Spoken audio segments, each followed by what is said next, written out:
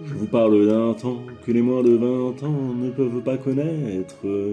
Vous l'avez compris, je vais vous parler du biopic de Charles Aznavour, Monsieur Aznavour. Alors ce film, c'est quand même une petite déception. Il faut dire que moi, j'aime les chansons de Charles Aznavour, voilà, la bohème, etc., etc. Je ne vais pas toutes les citer. Je connais mal l'homme en tant que tel et j'avais envie de le découvrir à travers ce biopic. Le petit hic, c'est que ça m'a plus rebuté qu'autre chose. On voit que c'est un grand artiste, mais derrière, en tant qu'homme, ça m'a pas beaucoup plu.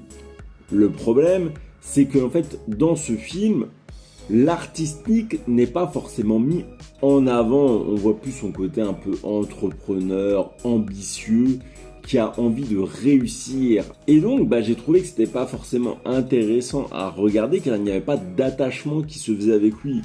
Il faut dire que j'ai aussi trouvé que la performance de Tahar Rahim n'était pas bonne.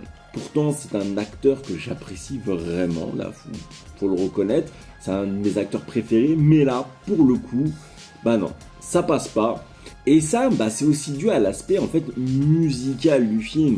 Parce que certes, les chansons sont bien, voilà, si on aime Aznavour, on va se régaler. Par contre, on voit que c'est pas naturel parce que c'est du playback pendant tout le film et ça se ressent beaucoup trop, il n'y a même pas une sensation de live qui a été rajoutée. Et surtout que j'aurais aimé qu'on explore un peu plus l'origine des chansons, ce qui se cache derrière, etc. Mais c'est pas trop le choix qui a été fait par Grand Corps Malade dans sa réalisation.